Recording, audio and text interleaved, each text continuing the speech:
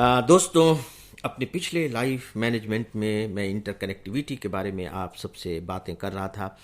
मैंने आप सबसे अनुरोध किया था, एक छोटा सा अनुरोध, कि 2 दिनों के बीच थोड़ा सा ऐसा समय निकालें जब आप अपने को पहचानने के चिंतन में लगा सकें कि मेरे अंदर ये चीज़ें हैं, ये कहाँ कहाँ से आई हैं। आपको बहुत मज़ा आएगा। और सच में मैं कभी कभी बीच बीच में ऐसा करता भी हूँ और मैं दंग रह जाता हूं कि यार सच में ये चीजें, ये तो बिल्कुल स्मरण में चली गई थी। मैं सोच ही नहीं पा रहा था कि मैं ऐसा क्यों कर रहा हूं।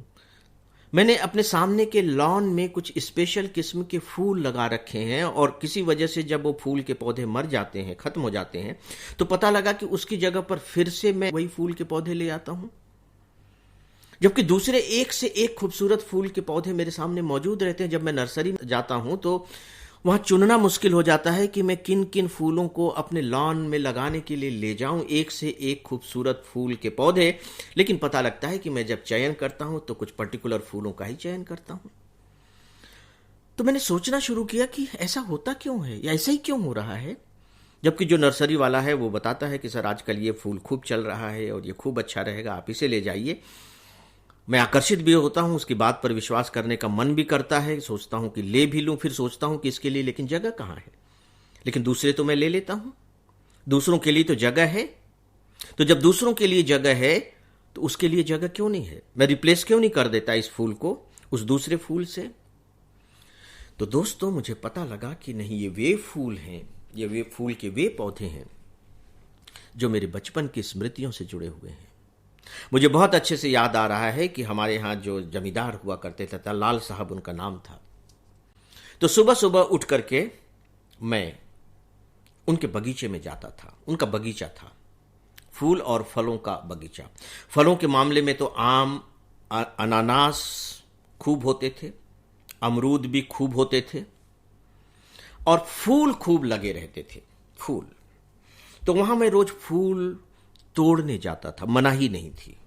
और मजेदार बात यह है कि लाल साहब के जो माली थे वो भी फूल तोड़ते थे। उनके यहाँ एक कृष्ण का मंदिर था जहाँ बहुत फूलों की जरूरत पड़ती थी। वो फूलों को से बहुत उस मंदिर को सजाते थे। वो कृष्ण के भक्त थे।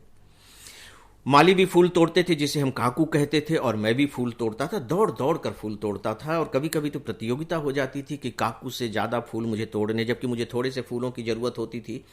हमारे घर के पास भी एक मंदिर था, बिल्कुल सटा हुआ शिव का मंदिर था। मैं उसका नन्हा पुजारी था। तो मुझे बहुत अच्छा लगता था कि ढेर सारे फूल हैं और उसमें मैं शिवलिंग को सजा रहा हूं।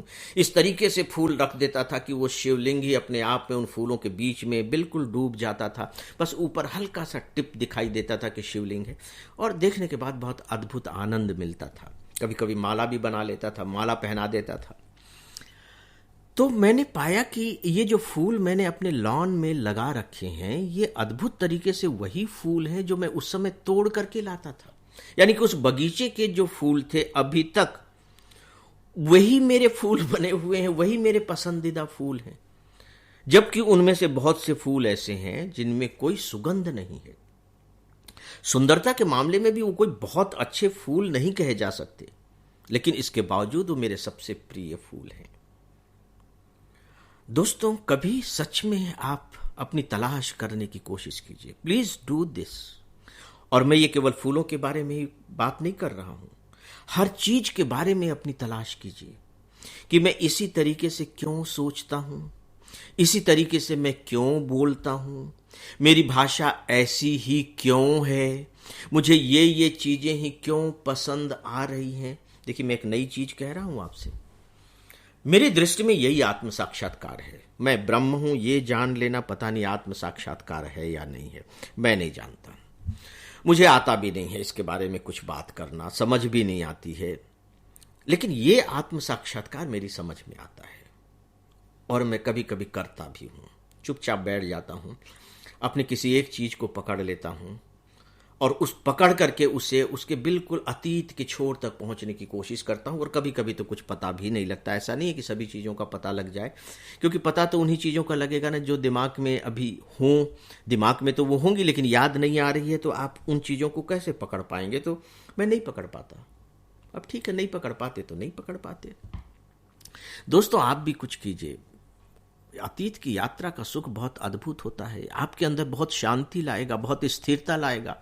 और मैं दावा करता हूं कि आप एक काम करें, अगर आप ब्लड प्रेशर के पेशेंट हो ना, तो ऐसा करने से पहले अपना ब्लड प्रेशर नाप लीजिएगा और 15 मिनट आधे घंटे तक आप इस अतीत की यात्रा पर निकल जाइए और इसके बाद फिर अपना ब्लड प्रेशर नाप लीजिएगा। अगर वो कम नहीं हो जाए तो फिर आप मुझे कहिएगा। अगर वो थोड़ी देर के लिए कम हो सकता है तो क्या हमेशा के लिए कम नहीं हो सकता? हो सकता है, करके तो देखिए।